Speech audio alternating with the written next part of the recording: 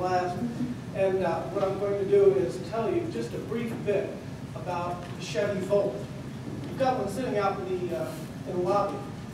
Please spend time with it. If you don't want to look at that one, you can look at mine. It's in the it's in the parking lot. Like Les Shepherd, and he doesn't like to be called doctor, really.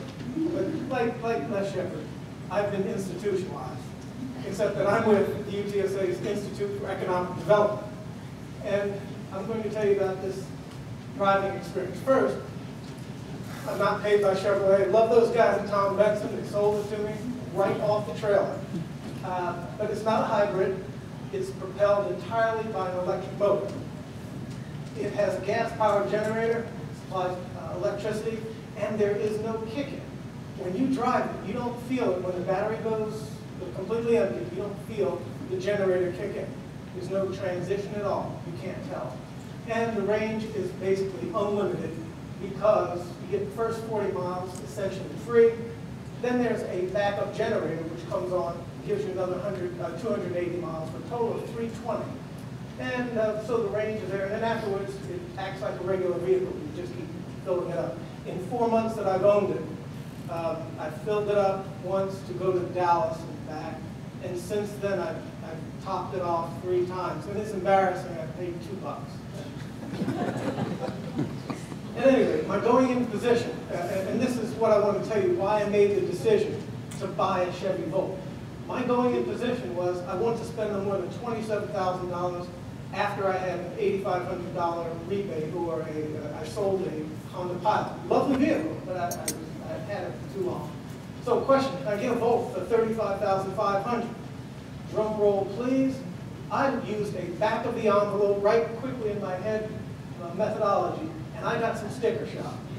I was looking at $47,000. You can see that that's a little bit higher than what I wanted to pay.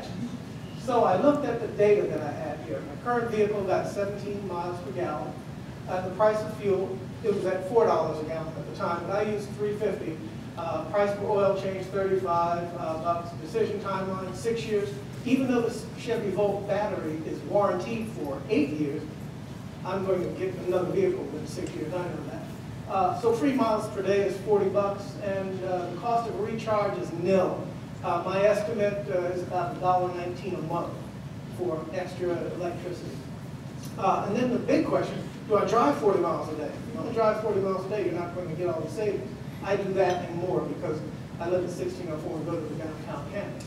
So this is the way it is. I won't take you through all of that, but if you look at the fuel savings over 6 years, oil change savings, because they tell you, even though I still have 90% of the oil left in my life, they have a little calculator that tells you how long you have before you have to change the little 3 quarts of oil that it has for the generator. I could go for 4 years before I change the oil, but they say just to be on the safe side, you have to change it once every 2 years. So you save money there, you get a tax credit for $7,500. Total save $26,000. You take that right off the top. So the net cost of the vehicle to me was really under $21,000. Well within my margin, so I was happy as a client. I immediately took out the checkbook and wrote it.